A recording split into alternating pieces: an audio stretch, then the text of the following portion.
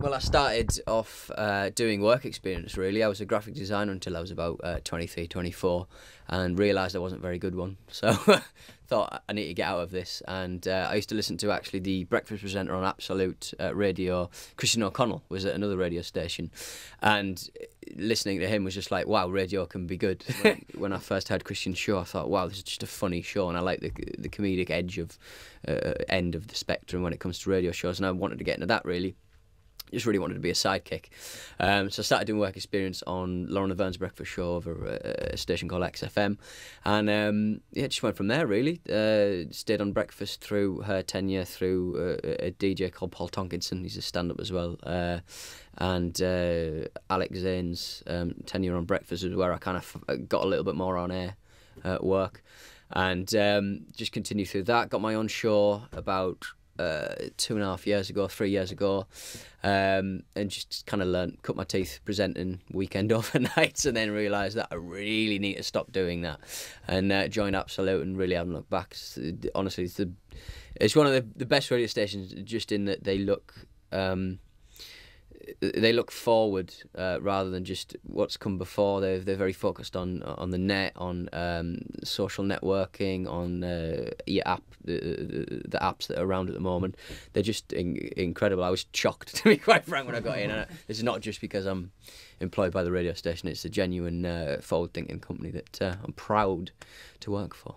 Do you prefer chat or music? If you could only do one, would you have saying hi and then music for an hour, or chat for an hour? What would you prefer to do?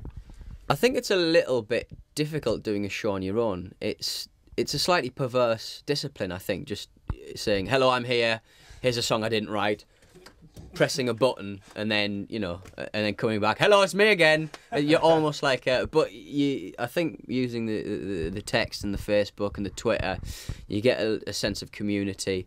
And it is all about the music with the music station. It's just one of those things. I think if you've got what I guess you'd call a zoo format on breakfast, or with like the Frank Skinner show, the Dave Gorman show, it's a lot easier to have that kind of show. I mean, my personal sort of take on it is short links, to the point links, but you've got to put something of yourself in them, whether it's just a turn of phrase that you've just come up with. So, I spend a lot of time, not a lot of time, I spend a little bit of time sort of trying to not just say the usual, coming up soon we got this, this and this, because, you could hear that everywhere. But certainly with Sunday Night Music Club, it's all about new music. It's all about a couple of classics that you may not have heard for a while as well, and it is all about the music. So how much time do you actually spend listening to this music before the show? Do you get a chance to listen to the music that you love yourself, or do you spend a lot of the time churning through all these new tracks you receive? I think it all comes down to how good unsignedbandreview.com is, to be fair, and I realise that this interview is probably going out on the self-same website, but it's just a great sort of funnel, so to speak. They give you the tracks that have just come onto the system and stuff, and it just gives you, it sort of distills it down a little bit for you. And they also mix in some great different styles as well. You can have a pop number next to a singer-songwriter number next to like some sort of Paramore-style emo. So it's a great little website, and certainly with the unsignedbandreview.com part of it, it's just great to get a bit of a feeler about what's going on, because you've only got so many hours in the day that you can go to gigs and stuff. And to be quite frank, most DJs would be working 5 days a week. By the end of the day, you're just like, what, I just wouldn't mind to lie down, to be quite frank, play a bit of FIFA. So who out of all the bands you played in 2011 do you think we should be looking out for in 2012?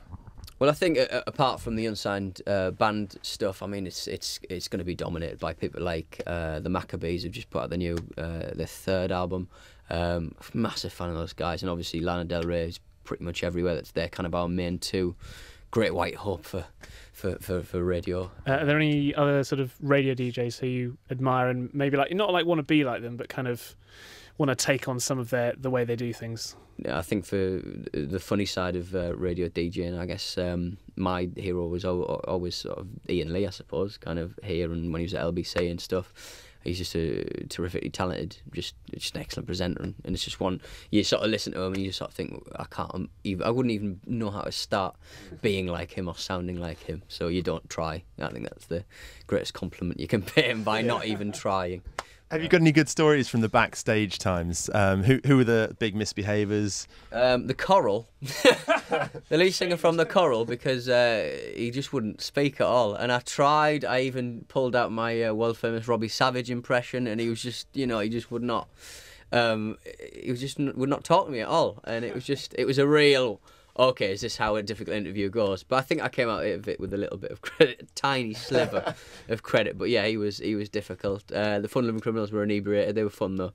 They just started slagging off Coldplay and stuff, and it's just getting past that sort of moment where you sat in a room with somebody that you've seen on the telly and stuff. You're on the telly. What am I doing here? And I was in Plan B's dressing room. I turn up. He's got no top on. And it's just like, I've just seen Plan B's nipples. I've just seen a rapper's nipples. But like, I was talking to Chase and Status, and they got me in trouble with him. They sort of said, if you're interviewing Plan B, call him Big Bear. So I did, and apparently that's not something he enjoys. And he clammed up, and I was just like, I just don't know. They knew that it was my first interview pretty much ever. And they put me into the bear's den, so to speak, his hotel room. And I'm calling him Big Bear, and he thought I'd gone, well, it's probably just one of their little jokes that they got you. But I've never really had a particularly awful interview. It's only when I haven't prepared anything and I've just been sort of doorstepped by, do you want to talk to such and such? It's like, yeah, I haven't prepared any questions. Do you like dogs? Wicked. I was just going to say, have you ever not recognised anyone but had to do a sort of interview situation like, so tell me about your work, and then they sort of tell you the first track and you go, I see. Anything like that? It's always ones where they said, you want to talk to this person, and you don't know their names, or you don't know the lead. You know the band, you've seen their face, you know who they are, but you don't necessarily know, certainly not their full names, or the lead singer will bring the session guitarist along, and you're like sort of talking to the PR going, who is that one there in the thing? And you've sort of maybe writing on your cue card sort of like brown hair, tall guy, scary looking dude. But yeah, by and large, yeah, you're usually fairly well prepared because it's quite organised. It's like a proper. You have like these people in little, certainly backstage at festivals, in little golf carts, sort of tootling around. Sort of making sure that people are where they need to be at any one time. So it's, I'm fair. It was a complete surprise how organised, but the backstage of festivals and the organisation when it comes to bands were. Well, thank you, Pete, for speaking to us today. All right.